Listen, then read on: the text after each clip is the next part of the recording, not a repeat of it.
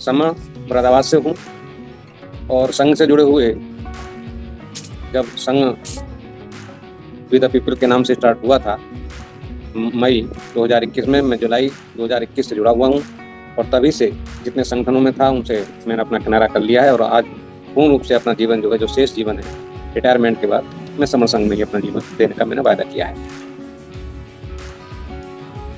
जिस तरह से किसी इकाई, किसी उद्योग, किसी देश, किसी प्रांत को चलाने के लिए कुछ नियम, कुछ विनय, कुछ संविधान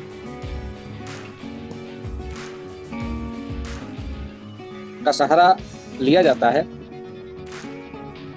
उसी तरह से हमारे अपने इस समर संघ को चलाने के लिए जो विनय बनाए हैं, उन्हीं से हमारा जो समर संघ है वो विकास के रास्ते पर होगा। जो रूल्स, जो नियम बनाए हैं, हो सकता है किसी साथियों को, किसी संघी को कष्टकारी हो, आसान नहीं लगते हों, उनको मानने में उसे कष्ट होता है, लेकिन अंततोगत्वा जब उन पर गहराई से विचार किया जाएगा तो ये विनय ही ऐसे हैं कि हमारा परिवार, हमारा संघ, हम स्वयं विकास के रास्ते पर होंगे, सुरक्षा हमारी होगी और सुखकारी हम बनेंगे। संघ के जो 10 नियम हैं वह है कि केवल इस संघ में हम सवर्ण लोग ही शामिल होते हैं, SC ST कन्वर्टेड माइनर्स। दूसरा है कि हम इसमें चंदा नहीं करते, अपना खर्चा स्वयं उठाते हैं, स्वयं करते हैं। तो यहाँ पारदर्शिता रखने के लिए जो है यहाँ चंदा नहीं किया जाता है।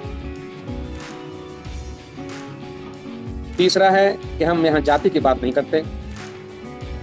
चौथा है कि हम व्यक्तिगत बात की बात न करके हम संघवाद की ही बात करेंगे। पांचवा है पद प्रतिष्ठा, मंच बाला इसमें कभी नहीं होती। छठा है कि इस संघ का कभी रजिस्ट्रेशन नहीं होगा। सातवां है कि जो संघ आदेश करेगा उसको हर संघ को मानना परमावश्यक है। आठवां है कि संघ कभी राजनीति में नहीं जाएगा। नवा है कि जो संघ घातकी होगा उसको बाहर का रास्ता दिखाया जाएगा और संघ में जीवन भर उसको वापस नहीं लिया जाएगा। 10वां है कि जो 10 नियम हैं, ये जो 9 नियमों पर हैं, वो कभी ना बदले जाएंगे, न कभी समाप्त किए जाएंगे। इस तरह से ये 10 नियम हमारे संघ को चलाने के लिए हैं। जो संघी इनका अनुसरण करेंगे वो हमेशा सुख के रास्ते पर चलेंगे और अपना विकास करेंगे। आज जो मुझे आदेश हुआ है कि मैं 5वां रूल्स पद प्रतिष्ठा मंचमाला के भी नहीं, इस पर अपनी बात रखूं, आपका ध्यान थोड़ा प्राचीनतम ले जाने का प्रयास करूंगा कि बुद्ध काल के पहले और बुद्ध काल के समय जो जानकारी मिलती है उसमें कभी भी कोई पद प्रतिष्ठा या मंचमाला नहीं हुआ करते थे। उस समय कोई ये चलन नहीं था। ये चलन बाद में हुआ और इस चलन की वजह से आज हमारे समाज के जो 29 लाख संगठनों से भी अधिक संगठन हो गए, जिससे हमारा समाज विकसित हुआ और हमको नुकसान हुआ और हम बिखर गए, एकत्र न रह सके। पद की जब हम बात करते हैं तो संघ में कभी पद नहीं हुआ करता, सब समान होते हैं। कभी भी यदि बुद्ध की बात करें तो कभी उनके टाइम में जो 4 संघ हुआ करते थे, भिक्षु संघ, भिक्षुणियों का संघ, उपासक और उपासिकाओं का संघ, कभी उसमें कोई पद, सेना नायक, संचालक का पद कभी नहीं देखने को मिलता। क्योंकि बुद्ध को भी लोग जो और भंते होते थे वो भंते ही कहते थे। तो बिल्कुल क्लियर होता है कि पद यहाँ नहीं होता। पद से होता क्या है कि जहाँ भेदभाव होता है, ऊंच नीच होती है, अहंकार होता है, जिम्मेदारियां अवश्य पद की होती हैं, लेकिन अहंकार भी हो जाता है और वो अपने सामने दूसरे को छोटा समझने का प्रयास करता है कि मैं तो पदाधिकारी हूं, मैं तो इसलिए संघ से इस पद को परहेज किया गया है। इसमें हम जो है पद किसी को नहीं रखेंगे, केवल पहले जब जुड़ता है संघ से तो एक स्पोक का ही पद, मतलब स्पोक का ही एक सेवक के रूप में उसको नाम दिया जाता है और वो इसको हर आदमी स्पोक ही रहता है। जूनियर या सीनियर की अलग बात है, लेकिन पद उसको नहीं दिया जाता। प्रतिष्ठा की जहां तक बात करते हैं तो संघ में हर संघ को हमें यह ध्यान रखना होगा कि इसमें यदि संघ का फायदा हो रहा है, यदि संघ का हित है, तो हमें अपमान से भी नहीं डरना चाहिए। तो यहाँ विशेष प्रतिष्ठा और अपमान इसका हम जिक्र ही नहीं करते हैं। यहाँ पर केवल हम ये देखते हैं कि हमें संघ का फायदा हो, संघ हमारे विकास के रास्ते पर हो, संघ हमारा आगे बढ़े, तो हमें अपमान भी झेलना पड़ेगा। हो सकता है कुछ साथी, कुछ संघियों को ये बुरा लगता हो कि साहब यहाँ तो अपमान होता है, लेकिन उनको ये सोचना चाहिए कि पहली बात तो ये है कि यहाँ अपमान और सम्मान के लिए यहाँ नहीं जोड़ा गया है। यहाँ केवल संघ को बढ़ाने के लिए, संघ के विकास के लिए हर आदमी को जोड़ने का प्रयास किया जा रहा है। तो जो लोग अपने सम्मान के लिए आते हैं वो भूल जाएं कि समर संघ आपका सम्मान करेगा, क्योंकि यहाँ काम होता है, काम के आधार पर तो सम्मान वैसे ही उसका होता है, लेकिन कोई विशेष प्रतिष्ठा उसकी नहीं होती। कई बार आपने देखा होगा, हमने भी देखा है, मुरादाबाद का मैं रहने वाला हूँ। मुरादाबाद में हम लोग कभी कभी देखते हैं कि जैसे मान लो कभी अम्बेडकर जयंती होती थी, तो मान लो कोई MP या MLA या कोई मंत्री आ गए तो सीधा उनके साथ 10-20 आदमी आते थे और सीधे मंच की तरफ भागते थे और सब लोग उनके ही सम्मान में खड़े हो जाते थे।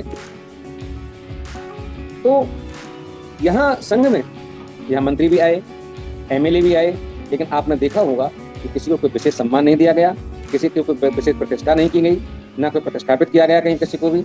वो जहाँ आए उन्होंने जहाँ उनको जगह मिली तो चुपचाप आकर बैठ जाते थे। क्यों? कि नेता या व्यक्तिगत रूप से वो संघ से छोटा है, संघ से बड़ा नहीं है कोई भी आदमी।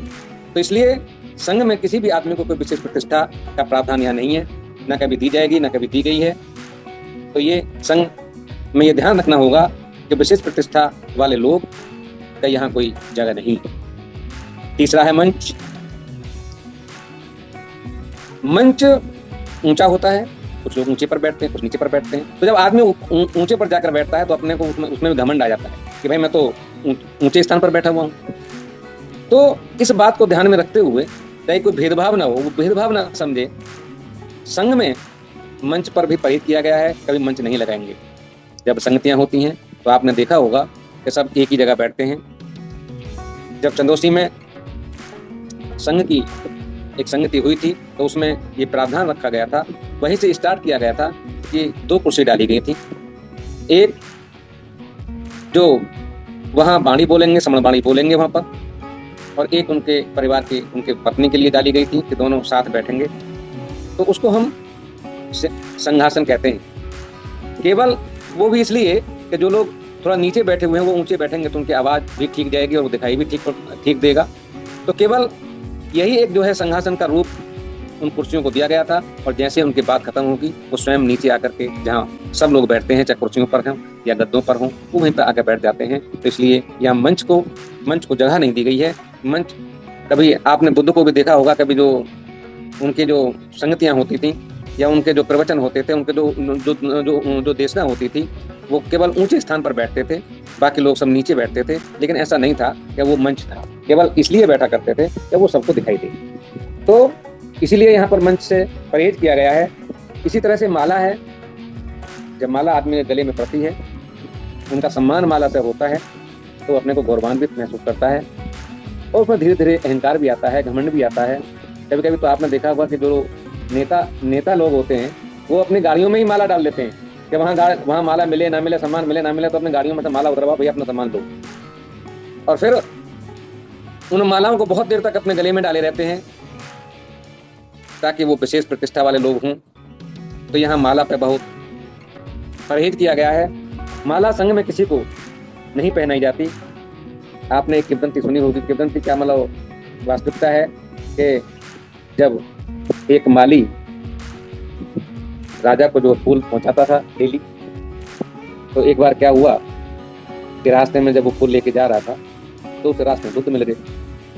जब बुद्ध को उन्होंने देखा कि भगवान बुद्ध जो है रास्ते में निकल रहे हैं, वो रुका, दंडवत उनको प्रणाम किया और वो जितने भी फूल थे वो तथागत के चरणों में रख दिए। और वो उस दिन राजा के यहाँ फूल देने नहीं गया। राजा ने सोचा कि आज माली फूल लेके नहीं आया। तो पता लगा उसको कि बुद्ध आए थे और बुद्ध के चरणों में वो समस्त फूल जो रख दिए माली ने।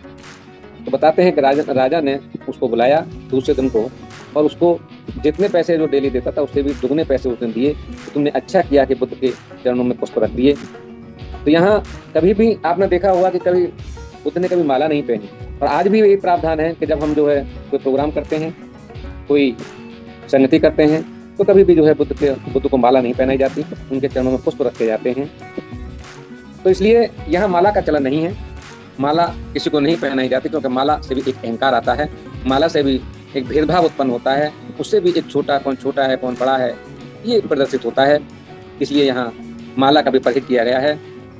तो साथियों, ये जो 5वां रूल था, पद प्रतिष्ठा मंच माला, इस समाज इसमें नहीं होती है। तो जो लोग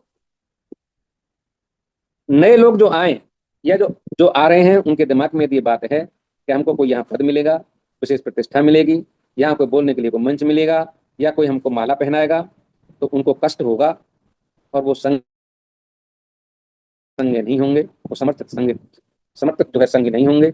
इसलिए वो संगी यहाँ रह नहीं पाएंगे, तो इसलिए उनको कष्ट होगा। तो मैं उनसे क्षमा मांगता हूँ कि ऐसे संगी जो है संघ में ना रहें तो अच्छा है, क्योंकि यहाँ जो है संघ सबसे बड़ा है और व्यक्तिगत जो प्रतिष्ठा है, जो पद है, वो बहुत छोटा होता है।